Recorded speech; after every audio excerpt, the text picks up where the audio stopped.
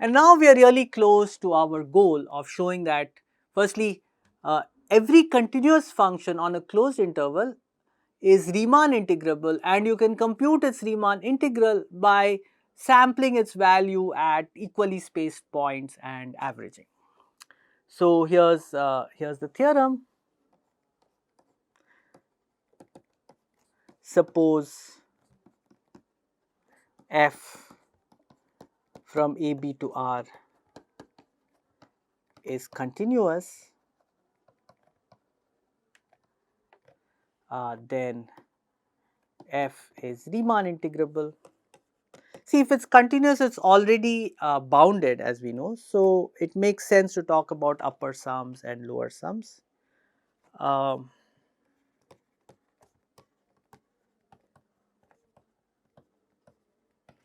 and moreover, a bonus thing that I get, that the integral f of x dx from a to b is the limit as n tends to infinity.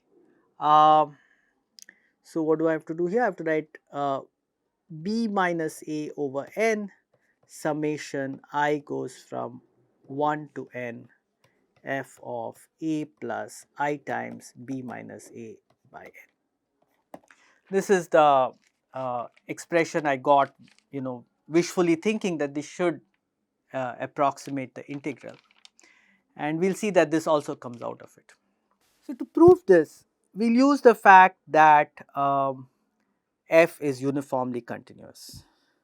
So, and we will use this to show that, so what do we need to show? Remember that to show that a function is Riemann integrable, you need to just find one partition P. For every epsilon greater than 0, you need to be able to find a partition P such that the upper sum minus the lower sum is less than epsilon. So that's what we are going to do. We are going to find a partition. So let's take Pn to be the partition. Well, we start with A, and then A equals x0 less than x1 less than xn, which is equal to B, where I have chosen these points xi as before to be uniformly spaced between A and B. So xi is going to be A plus I times B minus A over n. So I have divided this interval into n equal subintervals, each of length B minus A over n. And now this function is uniformly continuous. So given epsilon greater than 0,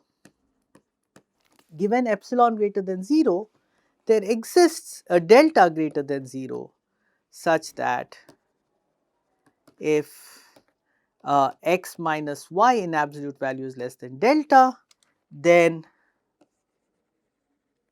absolute value of f of x minus f of y is less than epsilon, right. And so now I can choose n so large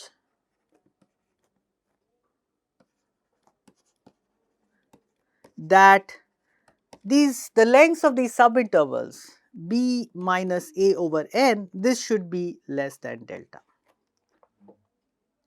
So then what happens is the supremum and the infimum of f on this subinterval will be very close to one endpoint of this interval. So what we have is supremum of f of x, where x I minus 1 less than x less than xi. So all these points between xi minus 1 and xi are within a distance delta of xi. So this will certainly be less than or equal to f of xi plus epsilon. And infimum of f of x, where xi minus 1 less than or equal to x is less than or equal to xi, is going to be greater than or equal to f of xi plus epsilon. So with respect to this partition, we can write down u f p n. So what we have is u f Pn. Well, what is that? Remember the definition, it's just sum I goes from 1 to n, supremum of f of x, where xi minus 1 less than or equal to x is less than or equal to xi, and this multiplied by the distance difference xi minus 1.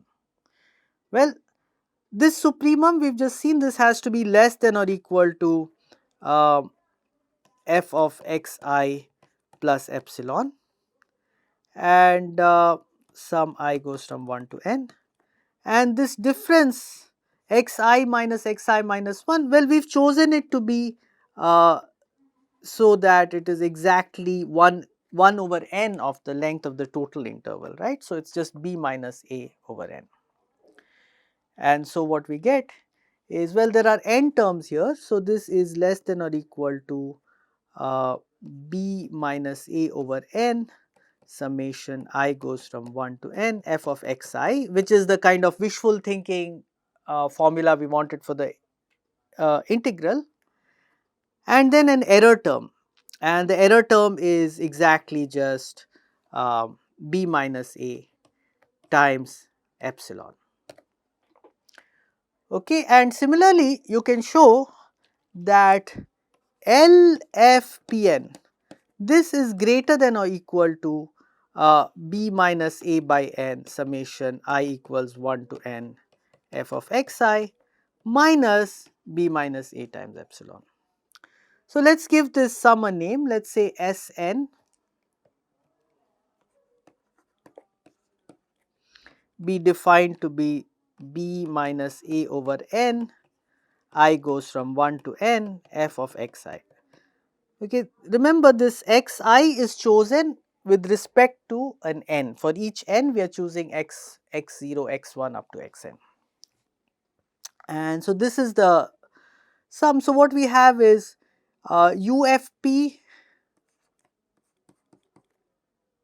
n minus Sn, this is less than or equal to b minus a times epsilon, and also Sn minus LFPN, well, this is less than or equal to b minus a times epsilon. So, what we can conclude is UFPN minus LFPN is less than or equal to 2 times b minus a epsilon. Okay, so I said that a function is Riemann integrable if you can choose, given any epsilon greater than 0, you can choose at least one partition P such that UFP minus LFP is less than epsilon. Here we got 2 times b minus a into epsilon. That is not a problem. If I had just taken, instead of the original epsilon, epsilon over 2 times b minus a, that would work. So, in any case, UFPN minus LFPN is less than or equal to any positive real number that you may think of. Given any positive real number, it is less than that, and of course, it is greater than or equal to 0, which means that the infimum over all partitions P of UFP minus the supremum over all partitions P of LFP is also less than or equal to 2 times b minus a times epsilon. This implies that this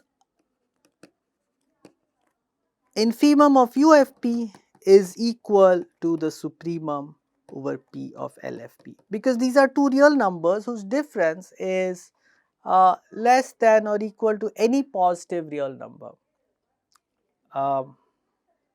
Yeah, so they must be equal.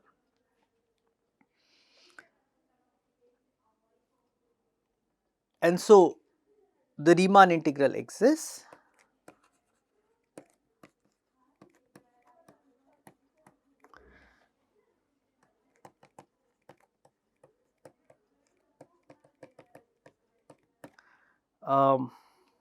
And what can we say about our approximation Sn? Well, we know that Sn is less than or equal to LFPn plus epsilon, and the supremum of these LFPNs is the Riemann integral. So, this is less than or equal to integral a to b f of x dx plus epsilon.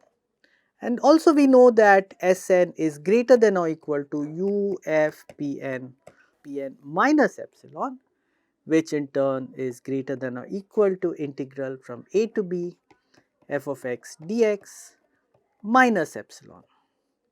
And therefore Sn minus the integral a to b f of x dx is less than epsilon. And this is true again for every epsilon greater than 0, we were able to choose n so that this happened, right. Remember, we made a choice of n. And so this shows that limit as n tends to infinity, Sn is integral a to b f of x dx.